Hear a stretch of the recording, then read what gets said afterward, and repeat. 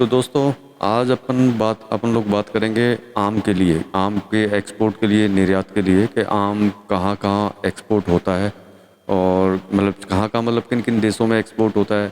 क्या आम के एक्सपोर्ट करने से सरकार कुछ देती है? तो 100% देती है, उसके बारे में बताएंगे। और सरकार क्या क्या देती है उनके बारे में भी, और किन किन देशों में जाता है उनके बारे में भी, और किस किस तरीके से सरकार हमको देती है और कहाँ कहाँ आम होता है जहाँ से आप ले सकते हैं। तो इसके बारे में आज अपन चर्चा करेंगे और हम आपको बताएंगे बिल्कुल साधारण तरीके से, जिससे कि आपको नॉर्मली समझ में आ जाए। तो वीडियो बने रहिएगा अंत तक। तो चलिए वीडियो स्टार्ट करते हैं।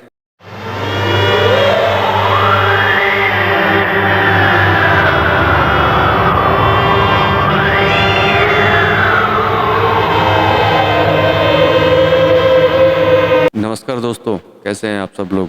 तो मैं बात कर रहा था आम आम के बारे में। तो आपको सबसे पहले तो ये बता दूं आम के बारे में कि पूरे दुनिया का समथिंग 43 से 50% आम का प्रोडक्शन अपने भारत में ही होता है। ये शायद आप जानते ही होंगे। अब जिसमें लंगड़ा भी है, अल्फांसो भी है, केसर भी है, हिमसागर भी है, दशहरी भी है। ये सब किस्में जो हैं अपने भारत में होती हैं। इसके अलावा भी बहुत सारी किस्में होती हैं। मैंने कुछ कुछ किस्में आपको बताई हैं कि जो अपने भारत में होती हैं और भारत से निर्यात एक्सपोर्ट भी होती हैं। और आम का यूज़ तो आप भी जानते हैं, हम भी जानते हैं, नॉर्मल खाने में भी, जूस बनाने में, पल्प बनाने में, शेक बनाने में, इन सब चीज़ों में काम आती है।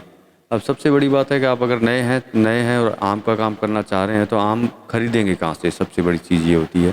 तो आम देखिए, यूपी, बिहार, गुजरात, बंगाल, साउथ में बहुत सारे जगह हैं जहाँ आम होती है और बहुत सारी वैरायटीज़ वहाँ होती हैं। वैरायटी की पैदावार वहाँ होती हैं और वहाँ बहुत ही किसानों से आप सीधा जाके माल लेते हैं तो बहुत ही सस्ते दामों में वहाँ आपको ये सब बहुत सारी वैरायटीज़, जो आपका इंपोर्टर मतलब जो माल लेने वाला मांगता है, वो सारी वैरायटीज़ आपको इन सभी जगह पे मिल जाती है। जैसे मैंने आपको बता ही दिया, जिसमें यूपी, गुजरात, बंगाल, बहुत सारे स्टेट हैं जहाँ पे ये सारे आम होते हैं और जहाँ से आप खरीद सकते हैं।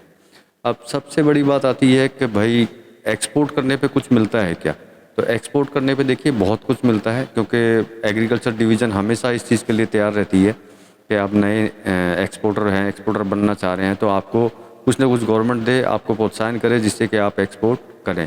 तो सबसे पहली जो चीज़ गवर्नमेंट देती है वो देती है ड्रॉबैक, जिसके बारे में शायद आपको पता हो, नहीं पता हो तो आप कमेंट सेक्शन में कमेंट कीजिएगा, हम लोग आपको ज़रूर बताएंगे कि ड्रॉबैक क्या होती है।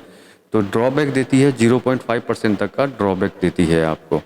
अब ड्रॉबैक के बाद में आता है कि मान लीजिए कि आप नए हैं, आपके पास पैसा नहीं है और आपने बैंक से लोन लिया है और लोन लेकर के आप एक्सपोर्ट करना चाह रहे हैं, तो या फिर आप लोन ले लिया और आपको एक्सपोर्ट करना ही है, तो गवर्नमेंट जो भी इंटरेस्ट है जो बैंक आपसे लेती है, जैसे नॉर्मली 12% के करीब बैंक का इंटरेस्ट रेट होता है लोन के ऊपर पर ईयर, लेकिन पर ईयर की बात नहीं करें, जब भी आप एक्सपोर्ट करेंगे उसी समय की बात करते हैं। तो गवर्नमेंट जो भी आपका इंटरेस्ट होगा, 12% हो या 10% हो, उसमें से 5% जो है सरकार आपको अपने तरफ से एक सब्सिडी के तौर पे आपको देगी। मतलब कि आपका अगर 10% हुआ तो आपका 5% ही लगा।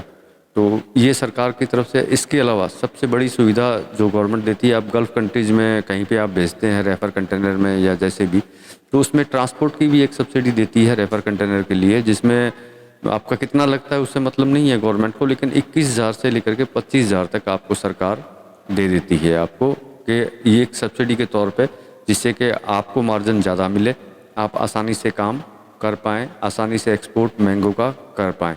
देखिए, मैं सीधे तरीके से बोलता हूँ, अब बड़े बड़ी लंबी बातें करके नहीं बोलता, तो ये जो नॉर्मल तरीके से आपको बताया। और ये स्कीम जो है सरकार की हमेशा चलती रहती है, ऐसा नहीं है कि आज चल रही है कल बंद होगी। ये एग्रीकल्चर प्रोडक्ट्स को बढ़ाने के लिए सिर्फ मैंगो में ही नहीं, और भी बहुत सारे आइटम्स में चलती रहती है, लेकिन सिर्फ एग्रीकल्चर प्रोडक्ट में। अब सबसे बड़ी चीज़ कि भाई आपने गवर्नमेंट क्या देगी आपको पता चल गया, आम कहाँ से मिलेगा ये भी पता चल गया, किस यूज आता है ये भी पता चल गया। अब कौन से देशों में आप एक्सपोर्ट कर पाएंगे, ये सबसे बड़ी चीज़ है कि कौन से देश में आम यहाँ से जाता है।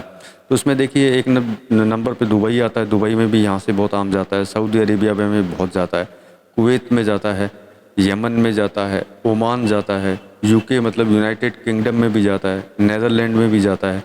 तो ये सारी कंट्रीज़ हैं जहाँ पे आप आम एक्सपोर्ट कर सकते हैं और बहुत ही अच्छी क्वांटिटी के अंदर एक्सपोर्ट कर सकते हैं। तो ये सारी चीज़ें थी जो मैंने आपको बताई कि भाई गवर्नमेंट आपको क्या देगी, कहाँ आप एक्सपोर्ट कर सकते हैं।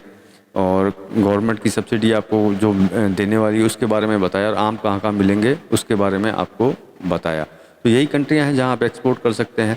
अब इसमें ये भी है कि आप इंपोर्टर कहाँ से लाएंगे, मतलब इंपोर्टर कहाँ से मिलेंगे। देखिए इसका एक साधारण सा तरीका है, अगर आप नया काम चालू करते हैं तो इंपोर्टर के लिए कि सबसे पहला तो सोशल मीडिया ही होता है। सोशल मीडिया से आपको कुछ पता चल ही जाता है कि कहाँ कौन आम का काम कर रहा है।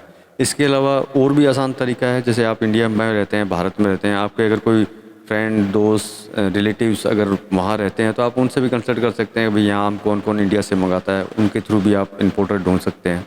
इसके अलावा देखिए बहुत सारी वेबसाइट्स भी हैं जो B2B काम करती हैं, उनमें भी आप पेड सर्विस लेकर के आप वहाँ से भी कांटेक्ट निकाल सकते हैं कि भाई किस तरीके से आप वहाँ ढूंढ पाएँ, तो वो भी आपको ढूंढ करके देते हैं। तो ये 2-3 तरीके तो ये हैं। इसके अलावा और भी तरीके हैं, और तरीके अगर जानना हो तो कमेंट सेक्शन में कमेंट कीजिएगा वीडियो में, तो हम आपको बताएंगे कि और भी किन तरीक़ों से आप इंपोर्टर वहाँ ढूंढ सकते हैं। ये कॉमन तरीके हैं जिन तरीक़ों से लोग काम कर रहे हैं अभी, किस तरीके से कभी ढूंढते हैं मतलब कि इंपोर्टर, तो उस तरीके से आप देख सकते हैं। बाकी आप वीडियो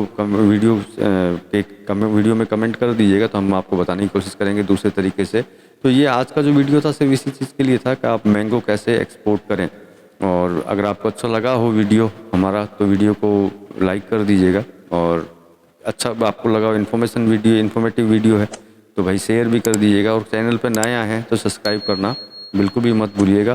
तो इस वीडियो में तो इतना ही दोस्तों, मिलते हैं अगले वीडियो में, तब तक के लिए धन्यवाद।